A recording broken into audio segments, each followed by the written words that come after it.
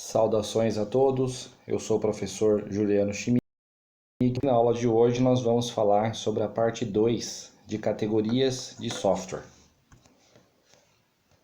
Bom, na última aula nós falamos sobre os tipos de software básico, aplicativo e utilitário. E na aula de hoje nós iremos falar sobre as categorias proprietário, livre, demos, freewares e sharewares. Bom, primeiramente falando sobre o software proprietário. Então, o que seria o software proprietário? Software proprietário é um software que não é nem semi-livre. Ele é um software que é pago, ele é um software que é proprietário, não é? Onde os direitos são todos reservados à empresa que o desenvolveu, que o criou, não é? Inclusive isso nós chamamos de copyright. E podemos dizer que o uso do software proprietário, a distribuição, a redistribuição ou a modificação do código-fonte são proibitivos. Ou ainda podemos dizer que elas são cercadas de tantas restrições, de tantas leis e legislações, que na prática não é possível de ser viabilizado de forma livre, ou seja, livremente. Bom, podemos também destacar, que no caso do software proprietário, é necessário sempre adquirir, sempre comprar uma licença para ser usada em cada máquina da sua empresa, da sua organização, tá ok? E aí nós temos também algumas formas alternativas de software proprietário, né? Nós temos a licença de uso empresarial, onde, por exemplo, a gente pode ter uma empresa que ela faz um contrato, um contrato com a empresa que desenvolveu o software para, por exemplo, usar o software em até 100 máquinas, em até 200 máquinas ou algo parecido. Também podemos destacar a licença de uso acadêmica, que inclusive é usada aqui na universidade. No caso dessa licença, em muitos casos, muitas vezes, a universidade ela não paga um valor, ou às vezes ela paga um valor muito baixo. Entretanto, a universidade ela tem que seguir algumas regras, alguns critérios de um contrato acadêmico. Então, ok? Por exemplo, o contrato com a Microsoft, não é? A universidade tem o contrato com a Microsoft, não é? Onde pode fazer o uso de todos os softwares, tá? De grande parte dos softwares.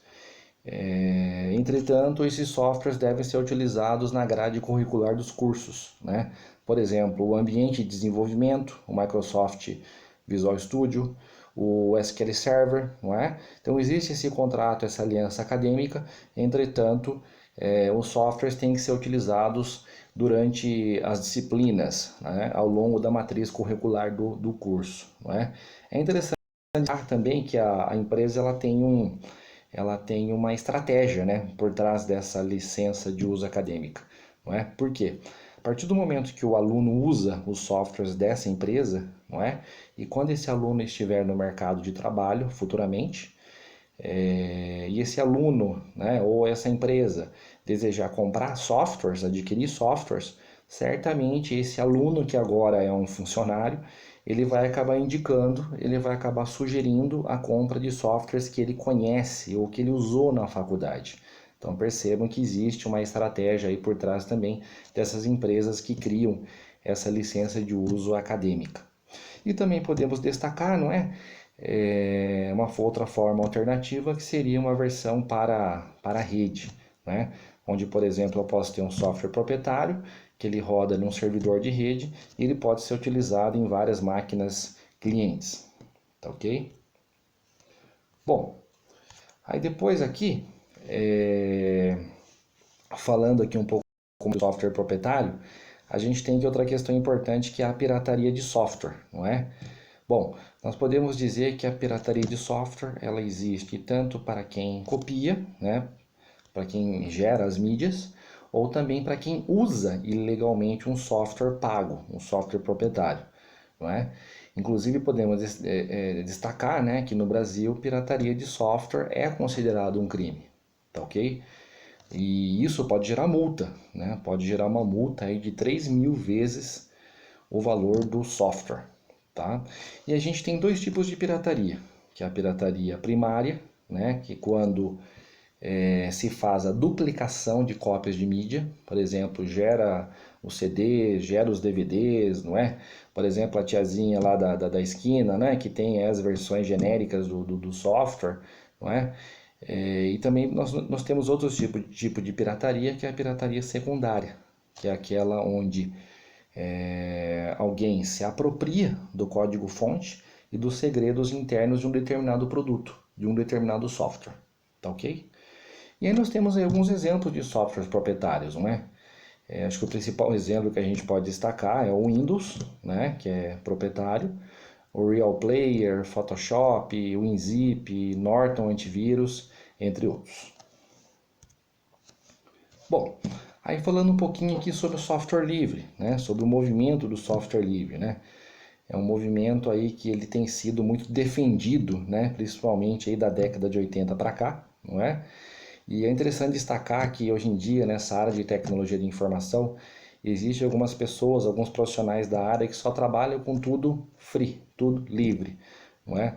Ele trabalha com um banco de dados livre, né? É o caso do MySQL, trabalha com sistema operacional Linux livre, não é? Trabalha com BR Office, que também é um editor, né? Um editor aí, uma plataforma similar ao Microsoft Office, só que é livre e assim por diante. Inclusive existem muitos governos, não é, pessoal, que governos tanto municipais quanto estaduais que seguem o movimento do software livre e usam software livre em todas as suas organizações públicas, suas repartições públicas, tá ok? Alguns exemplos aí é o governo do estado de São Paulo e também o governo do estado do Rio Grande do Sul, se não me engano, tá ok? Bom, sobre o software livre, a gente pode afirmar que em 1983, né, Richard Stallman, ele trabalhava no MIT, né, numa grande universidade norte-americana, e ele identificou uma falha no software da impressora, não é? Então ele queria fazer a modificação, ele gostaria de fazer a melhoria, né, o ajuste nesse software da impressora, mas a empresa não liberou o código-fonte para o Richard, não é? Então, foi a partir daí que se originou, que criou-se, que surgiu o projeto GNU, né? O projeto aí que é um sistema operacional similar ao Linux, tá? Nessa época aí também foi criada a licença GPL, que é chamada de Licença Pública Geral, tá? E também fundou-se a FSF, que é a Fundação de Software Livre, tá ok? E foi um marco aí realmente onde se originou o movimento do software livre, tá? Inclusive percebam que tem uma nota de rodapé aí nessa página, não é? Que está falando aí sobre o significado do GNU, né? Do projeto GNU. O GNU o que seria? Ele seria um movimento, né? De software livre e também do sistema operacional, que no caso seria o Unix, né? O Linux. Tá ok? Continuando, pessoal, o que nós temos? Ainda falando ainda sobre o software livre, né? A gente pode dizer que ele refere-se à liberdade dos usuários para executar um programa, para copiar, pode distribuir esse programa, estudar, né? Usar na faculdade, usar na academia, usar na escola, ou seja, estudar, e também modificar esse código fonte e melhorar esse software, né? Por exemplo, para o pessoal ter uma ideia, o kernel do Linux, né? O coração do sistema operacional Linux, que é o kernel, ele pode ser todo modificado, não é? Então isso é uma característica importante aí do movimento do software livre, não é? E o software livre, pessoal, ele diz respeito a 4 tipos de liberdade. Quais são elas? Liberdade de execução, você pode executar o código, você pode estudar e adaptar, né, modificar. Você pode redistribuir essas modificações, ou seja, você pode criar um pacote baseado nas modificações que você fez e fazer uma redistribuição, tá? E você pode publicar, né, pessoal? Publicar essas melhorias aí para que outros pesquisadores, outros profissionais da área possam utilizar, tá ok? Exemplos de software livre a gente tem inúmeros, né, pessoal? A gente tem o principal representante aí, o sistema operacional Linux, né, o GNU Linux, o OpenOffice e o BR Office, que são similares ao Microsoft Office, né, Só que o Microsoft Office é proprietário e o OpenOffice e o BR Office são software livre. Os visualizadores de internet, né, os browsers, Mozilla, Firefox, o próprio sistema operacional Android, né, para dispositivos móveis, né, o Android, o Apache, que é um software para configuração de servidores, né, de rede, o Eclipse, né, que é uma IDE, é um ambiente de desenvolvimento para Java, e o MySQL, que é um SGBD, né, é um sistema gerenciador de banco de dados, também livre. Tá ok? Bom, continuando, pessoal, o que nós temos? Aí na sequência aqui, falando um pouquinho sobre as licenças de software livre que nós temos disponíveis, não é? Bom, primeiro aqui a licença GNU GPL, que é chamada de licença pública geral, tá? Essa licença, pessoal, ela possui um conceito adicional conhecido como copyleft, não é? Que garante que o dono do software, que o proprietário do software, né, quem desenvolveu o software, sempre será o mesmo, ele não pode ser alterado, né? Mas mesmo assim a sua obra, né, o seu produto, o seu software, ele possui os 4 direitos do software, que são esses 4 direitos que nós tínhamos salientado, que é a execução, estudar, né, o estudo, redistribuição e a publicação de melhorias. A próxima licença que nós temos aqui é a licença MPL, que é chamada de licença pública Mozilla, tá ok? Essa licença aqui ela é baseada na licença GPL anterior, que a gente acabou de explicar aqui no primeiro item, né? Ela é baseada nela. Porém, os seus códigos-fonte podem ser combinados com arquivos proprietários, tá ok? Um exemplo, pessoal. O navegador, não sei se o pessoal ouviu falar do navegador Netscape nas versões 6 e 7, eles eram versões proprietárias das versões correspondentes da suíte do Mozilla, que era livre, tá ok? Próxima licença, licença Apache. Essa licença Apache, pessoal, ela exige a inclusão do aviso de copyright, não é? E permite distribuir como se fosse um software livre ou como se fosse um software proprietário, tá? Por último aqui, pessoal, a licença BSD, né? Essa licença, ela já é uma licença bem menos restritiva, tem menos restrições, tá? E essa licença aqui, ela é considerado, né? Ela é considerado um software de domínio público. O que é isso? Frequentemente tem sido chamado de copy center ou de centro de cópias. Ou seja, é alguma coisa parecida, pessoal, com algo do tipo vá até o copy center, vá até o centro de cópias e faça quantas cópias quiser. Ou faça quantos downloads você desejar, tá? Exemplos, pessoal, dessa licença BSD, não sei se o pessoal já ouviu falar dos portais, né, dos sites sourceforge.net e tucos.com. Nesses portais aqui existem inúmeros aplicativos, inúmeros softwares livres que vocês podem baixar, utilizar normalmente, tá? E praticamente lá, pessoal, tem software para tudo. Tem compilador, tem software de banco de dados, software para fazer teste de software, enfim, tem uma quantidade gigantesca de softwares da nossa área. Tem simulador para fazer experimento na área de física, química, biologia, enfim, ele é bem interessante. E ele funciona realmente com esse conceito aí que eu falei agora, que é o conceito de centro de cópias, de copy center. Você entra, baixa, copia e utiliza da forma que você desejar. Continuando, pessoal. Depois aqui a gente está falando sobre o OSI. Não confundir, pessoal, esse OSI com aquele modelo OSI da área de redes de computadores, né? Da área de redes de computadores e segurança da informação. Esse modelo OSI, o significado dele, ele é uma iniciativa de open source, ou ele é uma iniciativa de código aberto, tá? Essa iniciativa OSI, pessoal, ela foi fundada em 1998, tá? Iniciada com a publicação de um trabalho pelo teórico, pelo pesquisador Eric Raymond, que era intitulada A Catedral e o Bazar, tá? Aí, né, pessoal, é importante destacar que apesar desse OSI, dessa iniciativa OSI, ter iniciado a partir do software livre, ter iniciado junto com o movimento do software livre, né? O OSI, o OSI não se baseia nas 4 liberdades do software livre, mas sim apenas na característica de ter o código-fonte aberto, tá? Uma observação importante aqui também, pessoal, é que todo software livre, né, que a gente falou agora há pouco, ele é considerado open source, código aberto. Mas nem todo open source pode ser considerado um software livre, né? Ou seja, né, em outras palavras, né, nem todo software open source tem aqueles 4 níveis de liberdade que nós destacamos agora há pouco, tá? E ali na nota de rodapé, pessoal, é só uma explicação final, tá? Falando ali um pouquinho mais sobre a Catedral e o Bazar, né? Então, Catedral e o Bazar, ela foi criada aí, né? Foi um ensaio do Eric Raymond sobre métodos de engenharia de software, onde o Eric, né, Raymond, ele se baseou em todas as observações que ele teve durante o processo de desenvolvimento do Linux, né?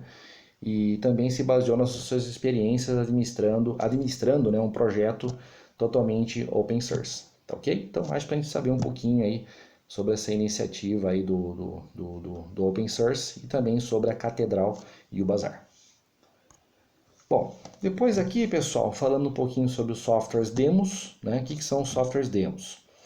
Bom, os softwares demos também podem ser chamados de softwares demonstrativos, tá? Software demonstrativo é um software em versão reduzida, né? Geralmente um software que é uma parte do todo, né? Ele é distribuído gratuitamente, livremente, sem qualquer custo, tá? E o objetivo do software demo é que ele foi lançado, né, com o objetivo de avaliar o software perante a comunidade usuária, tá? E os softwares demo, pessoal, sempre possuem uma versão completa como um software proprietário. Então, qual que é a ideia, né, pessoal, do software demo? Geralmente a empresa ela lança um demo, que é uma versão reduzida, que não tem tantos recursos. Por exemplo, um jogo que só tem a primeira, a segunda, a terceira fase, não é?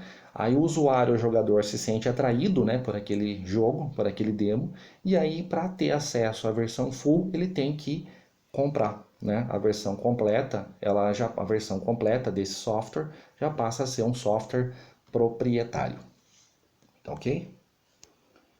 Depois, aí aqui, pessoal, falando um pouquinho aqui sobre outra categoria de software, que é o freeware, né? O freeware também pode ser chamado de software gratuito, tá? Esse software, né, pessoal, ele é um software que ele é totalmente gratuito para executar, tá?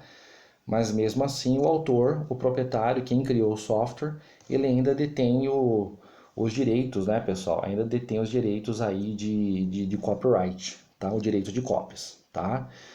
E podemos afirmar que um programa licenciado como freeware, ele não é necessariamente um software livre. Ele pode não ter o código aberto e pode acompanhar, né, licenças restritivas, que limitam o seu uso em empresas, né, seu uso comercial.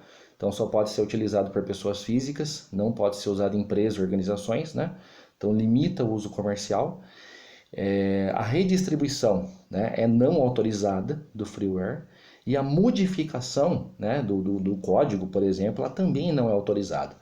Tá? Alguns exemplos aí de softwares freeware que a gente pode destacar é o Skype, o FeelZip, do PDF, Avast, entre outros. E aí aqui, né, pessoal, falando sobre uma outra categoria de software que é o shareware, né, que alguns de vocês já devem ter ouvido falar como software trial, tá? Trial ou trial, né? Os softwares do tipo shareware, eles são distribuídos gratuitamente, tá? Para teste, por um determinado período de tempo, que a gente chama de período experimental. Geralmente é 30 dias, 60 dias, né? E aí depois o software fecha, né? Ele não entra mais, ele não acessa mais. Aí caso haja interesse, né, do usuário na aquisição permanente, aí certamente esse software vai ter que ser o quê? Vai ter que ser comprado, vai ter que ser adquirido, tá? A gente pode destacar, né, pessoal, um site aqui de repositório, né, de tanto de free sharewares, é aquele site que eu tinha citado para vocês agora há pouco, ainda mesmo nessa apresentação, que é o portal tucos, né, .com.br. Então ele também é um repositório de muitos softwares do tipo freeware e shareware, tá ok? Bom, aí aqui, né, pessoal, estamos praticamente aí quase encerrando a aula. E eu gostaria de destacar também, né, pessoal, uma outra categoria de software que a gente encontra muito hoje em dia para smartphones, né, os aplicativos. O pessoal já deve ter percebido aí que tem muito aplicativo que ele é completo, né? Você baixa o software gratuitamente, full o software, ele não tem qualquer custo, mas aonde que geralmente o custo acaba sendo embutido, pessoal? É depois, quando o usuário começa a se interessar pelo jogo e aí ele começa a querer comprar itens para poder jogar aquele jogo. Um exemplo, pessoal, é o jogo Crash Royale. Não sei se o pessoal conhece, mas é um jogo que ele é completo, ele é full, mas para que você possa concorrer, jogar, né, enfrentar outros oponentes do mundo inteiro, muitas vezes você precisa e você quer ter outras habilidades e outras competências do seu jogador. Né? Então você vai lá na loja, na lojinha, né, do jogo e você compra um punhado enfim, de habilidades, de competências, você compra armas, compra personagens, né? E aí para comprar tudo isso, o jogador ele tem que usar dinheiro real, né? Tem que usar o cartão de crédito. Né? Então realmente é uma outra categoria de software que está sendo muito utilizado aí nos dias atuais aí, em se tratando de aplicativos, dispositivos móveis, né, e na indústria aí dos jogos e dos games digitais, tá ok? Bom, pessoal, então, encerrando aqui, só para destacar que vai ter um fórum de discussão, que será postado no Blackboard para a gente discutir alguns tópicos, e vocês também podem colocar comentários aqui no próprio vídeo aqui, no próprio YouTube, vocês podem postar alguns comentários. E também lá no Blackboard a gente vai postar a atividade semanal, que são aquelas questões que vocês precisam responder, que geralmente a gente coloca com prazo aí de uma semana para que vocês possam responder. Tá ok, pessoal? Então agradecido pela atenção e até a próxima